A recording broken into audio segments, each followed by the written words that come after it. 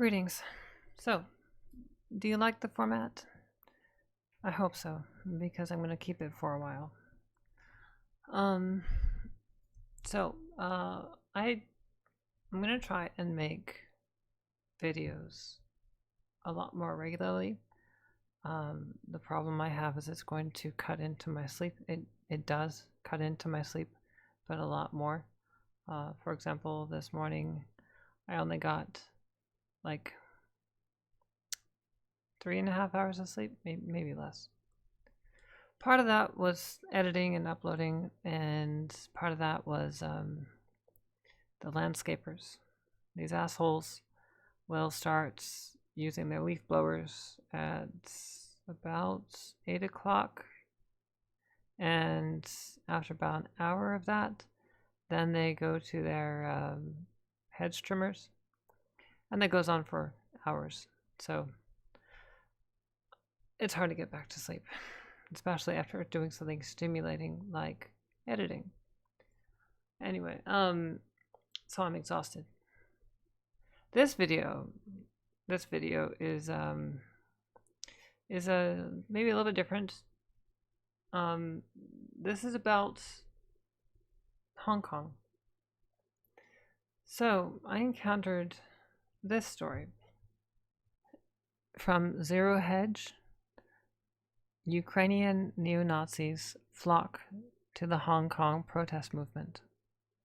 So let's see what that article is all about.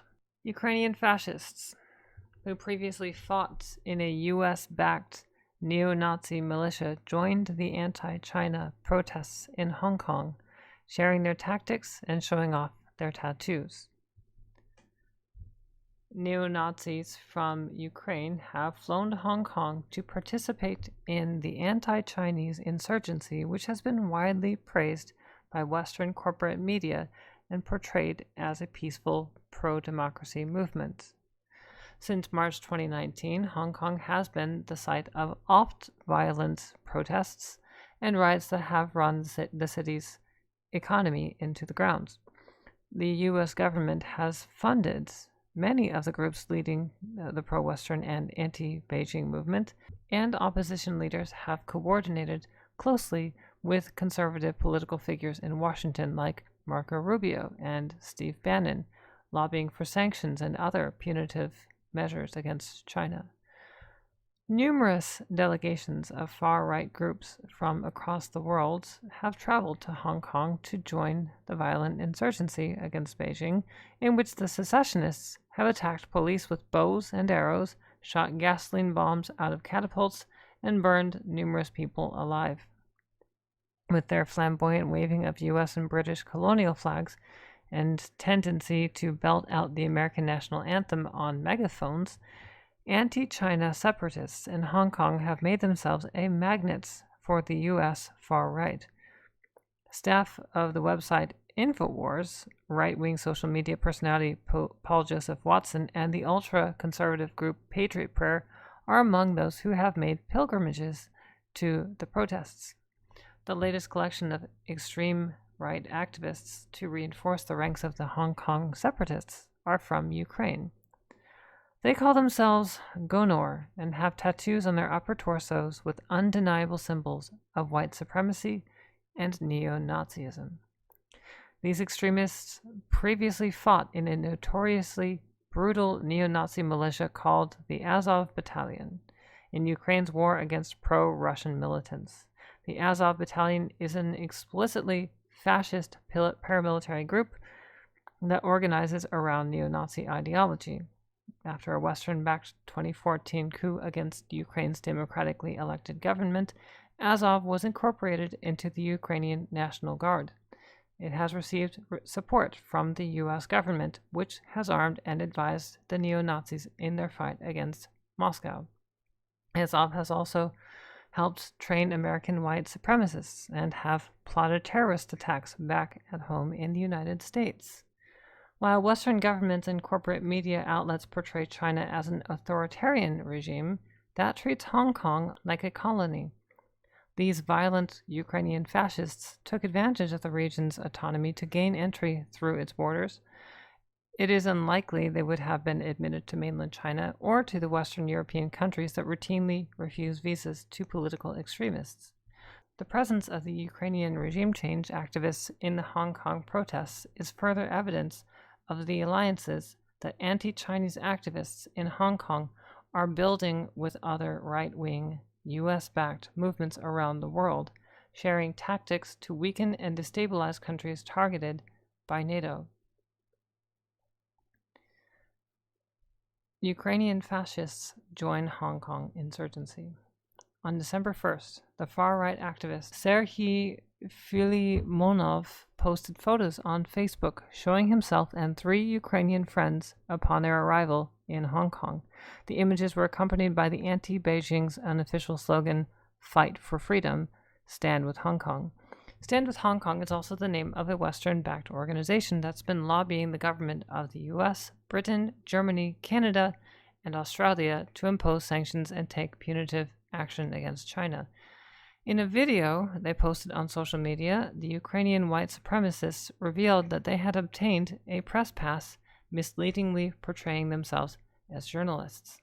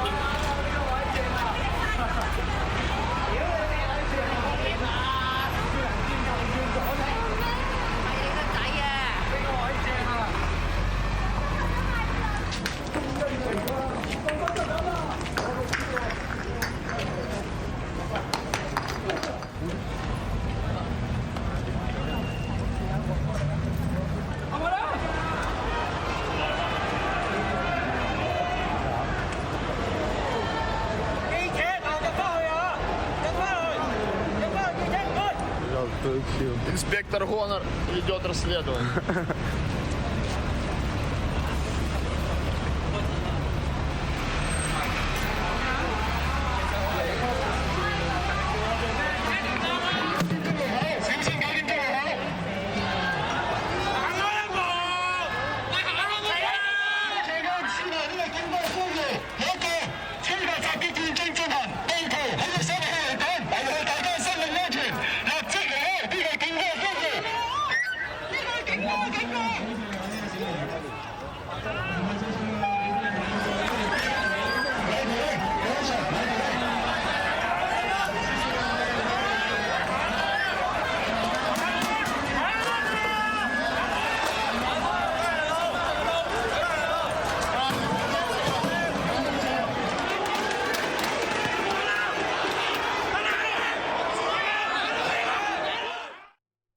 All right.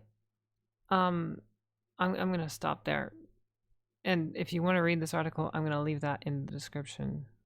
But suffice to say, they have a neo-Nazi problem. Now, like the article says, these guys have been instrumental at keeping Russia at bay in Ukraine. Because the polar opposite of a commie, I suppose, is a fascist, is a Nazi. And so our State Department has helped to fund these guys, has helped to train these guys, because we need Ukraine sort of destabilized as a buffer zone. We don't want Russia taking any part of that. And we definitely have... Okay, I don't know how much you know about Ukraine, but for a while there was a thought that it might be part of the EU. Russia said, no, we're not having any of it, and then they tried to take parts of it. So it's supposed to be a buffer zone. So the U.S. has been obviously meddling in this, and so we helped to train and create some of the nastiest mother effers out there to keep Russia in check, to keep them occupied. Now these guys are being sent to Hong Kong. They're in Hong Kong right now. So why does this matter? Well, I have some theories about what's going on. I do believe that the US actually is involved in what's going on in Hong Kong. I also have long suspected that it's a bargaining chip. It's actually part of our trade wars with China. It's embarrassing to their president, Xi. And I think that's by keeping it destabilized, and the longer it ends up being an embarrassment for them, the more it hurts trade, obviously. And of course, they can't just bring in a full military because that would look bad. They've got all the eyes of the world watching them. They know that, so they can't get away with what they would like to get away with. And so now I would say we have brought in the Nazi group that we trained over there. Now, are we doing this so that we can help further the movement that we've helped to build, to foment? I don't think so. I think actually that the point of this is to discredit the movement. We build it up, and then we knock it back down. That's what I'm worried about. As the whole point of this was just, it was all politics. It was all a game. It was all to bully China into giving us what we want. Now, I've had some discussions about this, and I'm going to show you that actually. So on Twitter, obviously, it's always going to be on Twitter. Like I said, it would discredit the movement. Said the movement discredited itself the moment they became violent. We respect your right to protest, respect our right to disagree. Getting violent because the majority disagrees is not democracy. Now, obviously, I'm the next line after that. Next response, of course, is me citing Thomas Jefferson. The guy's response again is that it's not democracy. Democracy is when the majority make the rules. Getting violent when the majority disagrees is also not democracy. That's literally how you birth a totalitarian state, like Ukraine is today. Of course, they came there to share their know-how. Now, I went on to say again, I don't know if we can say they are going against the majority, given their commie system. So the argument is basically their people are against it. By and large, the people of Hong Kong aren't with the protesters at all. It's just a minority, and they're going against democracy. Well, they're a communist country that is socially engineered. And as long as you do what you're told, do what you're taught, do what the authority figures say, you're safe and things work for you. If you don't, if you expect certain liberties that they don't want to give you, then you're going to have a really hard time. Obey the rules. Most important, obey. Stop thinking about freedoms. That's not for you. So this concept that, well, the democracy, their majority voted for this, they're okay with this. Are they really, though? How much of what they seem to be comfortable with is because they're actually afraid of resisting? They're afraid to show any support with these protesters. And that's what I think is going on. I honestly think that there are probably a lot of people who are sympathetic with these protesters. Don't get me wrong. The protesters they've gotten out of control. Obviously, they've gotten violent. A lot of it is they're in a mob, And when you're in a mob mentality takes over, you become, I think I've said this before, you surrender a part of your soul for the greater soul that is the spirit of the mob. Things get out of hand. When you're trying to peacefully demonstrate, you can get scared, you can get desperate, when you have basically authoritarian police bullying you around, intimidating you, and it brings down morale. And so sometimes they need to let go of some energy, and they get carried away, and they do some really nasty shit, just like we've seen Antifa do. No one likes this violence. There's a difference, though. America, where Antifa is, at least from which I can speak, America's free, for the most part. It's not perfect, but we do have certain freedoms. China isn't. Hong Kong isn't. So the resistance that we're seeing from these guys, sometimes to excessive degrees, it's not like it's uncalled for, you know? They're rebelling against an oppressive system. I like to think of them as something of revolutionaries, and I'm not naive. Like I read this earlier. I know that these guys are, I know their movement is being supported by Western powers, and obviously we have our own interests in this. But there is a sincere reason to support this, because we see ourselves in them. There's something revolutionary about it, but the problem is these guys, most of these protesters aren't revolutionaries. And because they aren't revolutionaries, they're kind of restricted on what they can do. They're still trying to use democratic processes, still trying to peacefully assemble. They're not acting like, say, guerrillas or insurgents like we've seen in other countries that are destabilized. So they're limited to what they can do, and there are trade-offs, of course. Obviously, if they were something like a militant group, they could do more, but then that would justify bringing in a military. So it's kind of a tricky situation that they're in, and I'm not sure what's going to happen with this. What I will say is, I do support these protesters.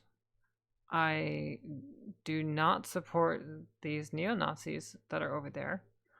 That's not going to help their cause, and that's scary.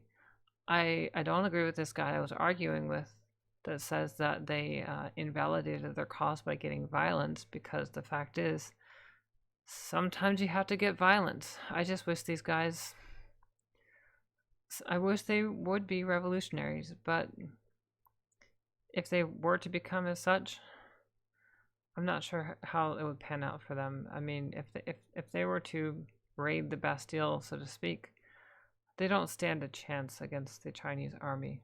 They would be run over in a minute. So it's tricky. But I do support them, and I think there's great cause to support them, even when they have been guilty of mischief, even criminal mischief, because they are fighting for a good cause. It's freedom. It's something that every red-blooded American can sympathize with, especially if you're from the South. Us rebels, we still remember the war between the states. It's a big deal to us, actually. Many of us have the opinion that it was the right war for the wrong reasons. We have always opposed tyrannical governments that anyway. So I don't want to make this video go on too much longer. Point being, this is what's going on, and you guys need to know about this. So I'll leave it there. Let me know what your opinions are. Do you support the Hong Kong protesters now that you know that they're getting support from neo-Nazis? What do you think they can do about it. Should they kick them out? I think that they should. Will that do any good? I don't know, because now that they've already been associated, I think they might be done for at this point, which I think is the point. Which also might mean that if it is what I think it is, that maybe the trade war that we're in is going to end soon as well. But we'll have to see. So, like I said, I'll leave it there, and I will see you all later.